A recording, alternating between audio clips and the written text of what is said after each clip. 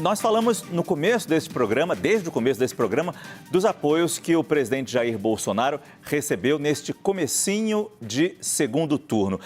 Agora vamos falar do candidato do PT. Lula recebeu formalmente do PDT, partido de Ciro Gomes, o apoio ao petista no segundo turno. O presidente do PDT, Carlos Lupe, afirmou que a decisão de apoio foi unânime, sem um voto contrário. A legenda anunciou a decisão após uma conversa entre Lupe e a presidente do PT, Gleisi Hoffmann. E tomamos uma decisão unânime, sem um voto contrário.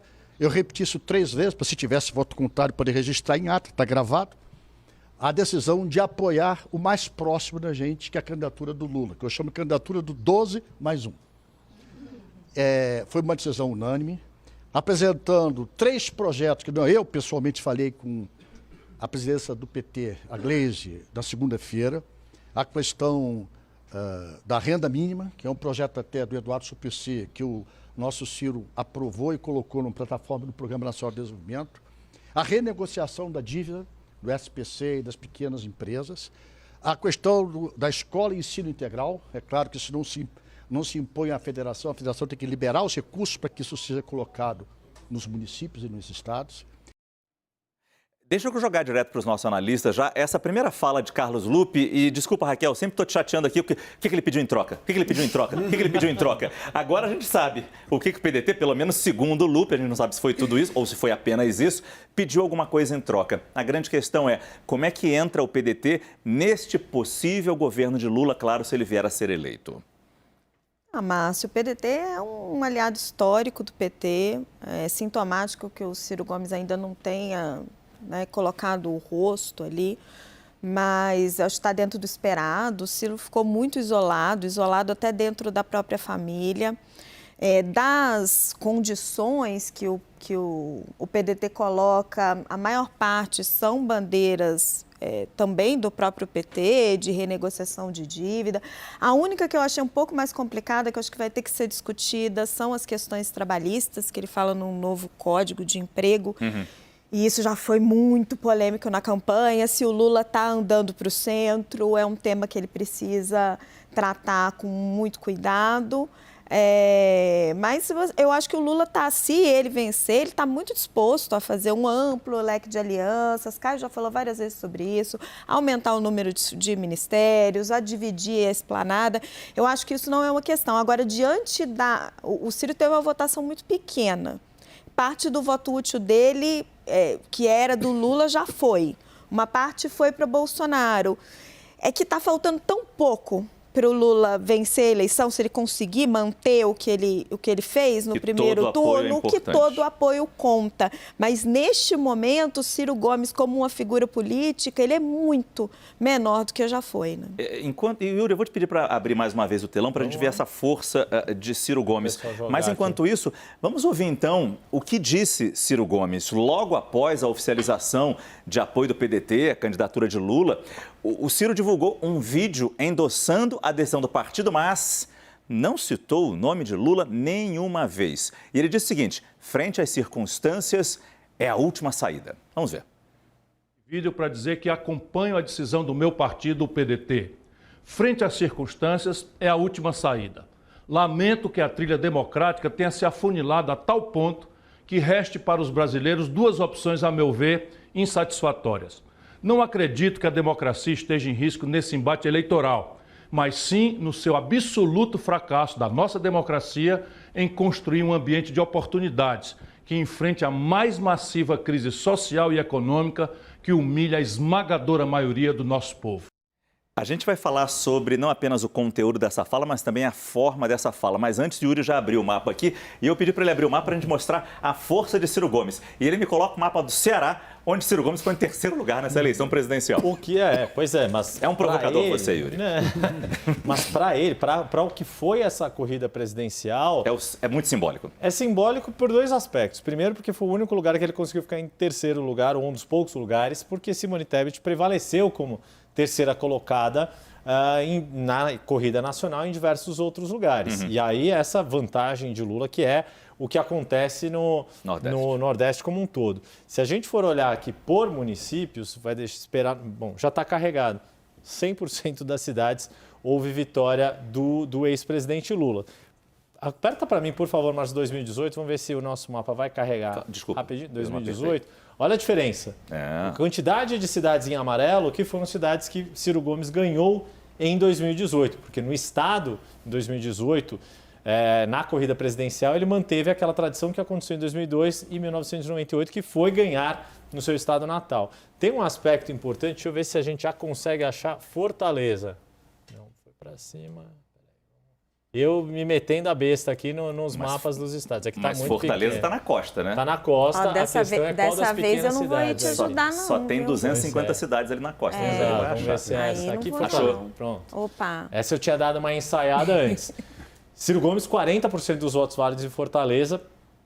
E é muito curioso, eu acho que lembra aquele programa que estava o Lavareda aqui, que a gente tinha mostrado. Deixa eu pegar a nossa canetinha aqui. Essas cidades aqui em outros estados, Natal, João Pessoa, Recife, Olinda, Maceió, Sergipe. Aracaju. Aracaju, capital do Sergipe. Eram as capitais dos estados que em 2018, embora Fernando Haddad tivesse ganhado no estado, nas capitais Jair Bolsonaro tinha sido o mais votado. Se a gente passar para 2022, por favor, Márcio. Claro. Para a gente ver. Primeiro, Fortaleza vai demorar um pouquinho para a gente carregar. Vamos carregar de novo para botar as fotinhas certas. Opa, fugiu. Tá ali. Fortaleza, 53%, mais 53% para Jair Bolsonaro. Para Lula, perdão. Jair Bolsonaro, 530 mil votos, ficou em segundo lugar. E Ciro Gomes, que havia vencido com 40%, agora 130 mil votos, acabou dando a ele menos de 9% dos votos. E aí só uma outra informação que quem me passou foi o cientista político Fernando Meirelles, que é do SEBRAP e da Universidade Federal de Minas Gerais.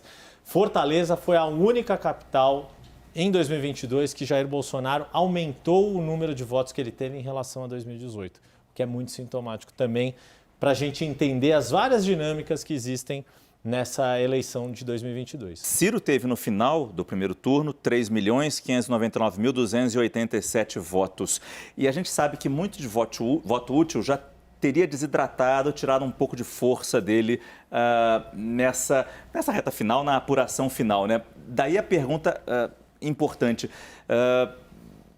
O que representa de força, por tudo que a gente está vendo aqui, especialmente essa colocação no estado Ceará, dele, né? no Ceará. Você falou 1,5 milhão de votos no nacional, Marcelo? 3.599.000. O total dele? Total. Quer dizer, 10% num estado só, do Ceará, que é o estado que ele é mais forte. O que representa Ciro nesse apoio? Eu entendi entendi o que a Raquel falou. Sim. Todo apoio é importante para tentar chegar nos 50% mais um ali, para ser realmente maior do que seu adversário. Mas para Lula, o que ganha esse apoio aqui? Mas se a gente comparar 48 horas, menos de 48 horas depois das urnas abertas, né?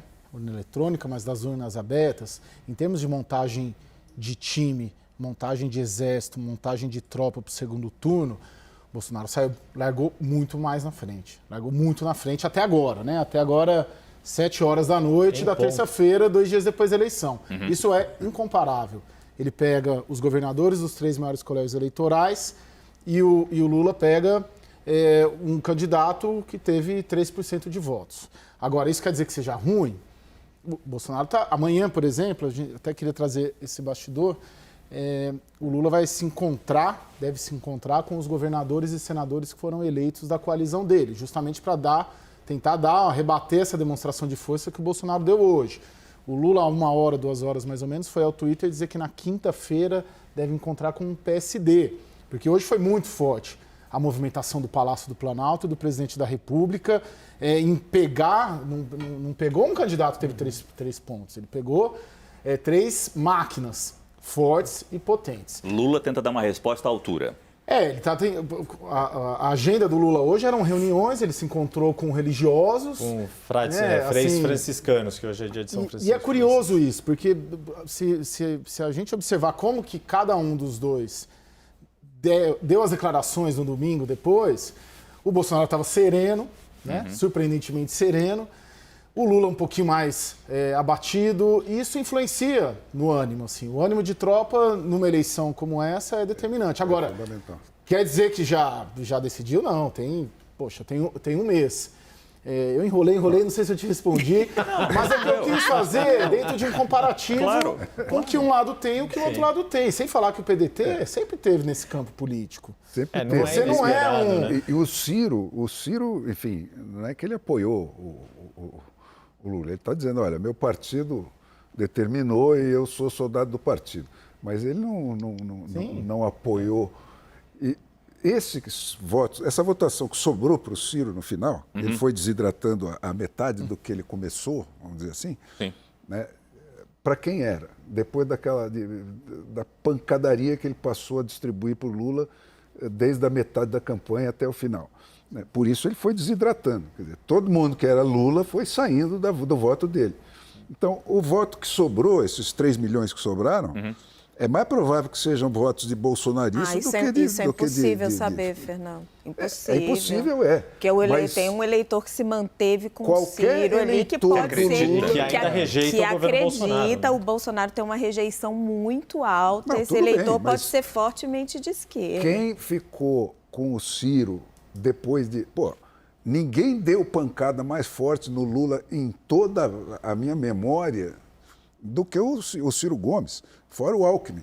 Eu queria fazer uma pontuação sobre 4 anos atrás. Por isso você vê que o Brasil é um país que não é para principiantes mesmo. Né? Queria fazer uma pontuação sobre o que você falou, que é interessante isso que você montou. Como o Bolsonaro chega mais animado, o Lula chega mais desanimado, mas eu ouvi uma reflexão de alguns políticos e também cientistas políticos que me chamou muita atenção, e depois a gente vai falar do posicionamento do Armínio Fraga, e tem tudo a ver com isso, que é o seguinte: se no primeiro turno você teve uma corrida, um voto útil em cima do Bolsonaro, com a perspectiva do Lula já vencer em primeiro turno, a gente não pode desprezar a possibilidade de você ter uma corrida das pessoas que não foram votar, que se abstiveram, para ir votar em Lula com a perspectiva de Bolsonaro se mantiver por 4 anos. Não esquecendo que a rejeição dele é muito alta. Então, assim, é um fenômeno que a gente não pode ignorar, porque essa eleição é um duelo de rejeições. Então, quando um ameaça ganhar, o outro lado reage, porque o que é mais forte, o que mais move as pessoas nessa eleição é a rejeição a um lado e o outro, e não a paixão por esses dois candidatos. Só para organizar aqui, eu achei muito interessante o que o Fernando tinha colocado. A gente tem 3 votos possíveis disputáveis. Então, conclusão que eu cheguei a essa reflexão a partir das nossas coletas aqui e trocas. Primeiro, vira-voto, né? O cara que votou no Lula, Bolsonaro ou vice-versa. Segundo, o voto das terceiras vias e afins e as semelhantes. Quem votou na Vera, quem votou no... Né? E terceiro, quem não foi votar, né? E pode votar. E quarto, também, branco e nulo. Então, branco e nulo. Você tem 4 tipos de voto. Frente, analisar ponto por ponto. Ótimo. Brancos e nulos. Essa eleição, primeiro turno, teve um índice baixíssimo de votos nulos, principalmente, em comparação com todo o retrospecto. Então, quem foi votar sabia o que estava fazendo, sabia o que queria fazer. Né? Acho que primeiro aspecto. Então, difícil, acho que isso já aconteceu. Abstenção. Até por conta, talvez, dessa vontade de não querer que o outro ganhe. Exato. Né? É tudo que a gente falou do quanto as decisões do eleitor foram antecipadas nessa corrida. Óbvio. E o segundo turno foi travado já no primeiro turno. Abstenção. De novo, só para ter o parâmetro histórico não significa que vai se repetir. Né? O Marx tinha razão na frase ali, às vezes. A abstenção costuma ser maior no segundo turno do que no primeiro turno. Muita gente, como falou, olha, eu votei em fulano, não foi para o segundo turno, vou para casa, vou para a praia, não vou votar os apoiadores deles que decidam, eu não quero me envolver nessa história. Pode ser que aumente ou não dá para saber. Qual é o raciocínio que pode ser feito? Eu não gosto nem de Lula nem de Bolsonaro, não vou votar, pessoa anula. Ou, olha, não gosto de nenhum dos dois, mas eu gosto menos de um do que no outro, não consegui votar, eu tenho que ir de qualquer jeito votar. Mas é difícil da gente prever. A tua outra hipótese, o mercado dos outros candidatos, né? De eleitores de Simone, eleitores de Ciro, eleitores de Soraya, Felipe Dávila, etc. Os eleitores do Ciro, aí a gente fica nessa hipótese que não dá para descobrir. Difícil saber quem já mudou para Bolsonaro ou para Lula e esses 3 milhões e meio? 3 milhões e meio para onde que eles iriam agora? Uma parte deve não ir votar, a outra parte vai se posicionar ou rejeitando o Bolsonaro, porque considera que o atual governo não pode continuar, ou rejeitando o Lula, porque não pode voltar, como as frases que o Ciro disse, o maior esquema de corrupção da história da Terra, etc, etc. Aí só para eu terminar aqui, não monopolizar a palavra.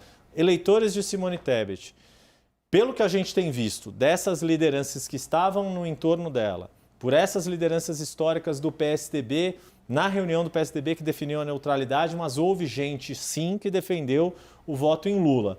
Por Simone Tebet ter tido muito mais votos nos grandes centros, que, como a gente viu, reduziu a votação de Bolsonaro, dá para a gente imaginar que tem um eleitor de Simone Tebet, sim, que rejeita mais Bolsonaro acima de tudo, até porque é a posição dela própria.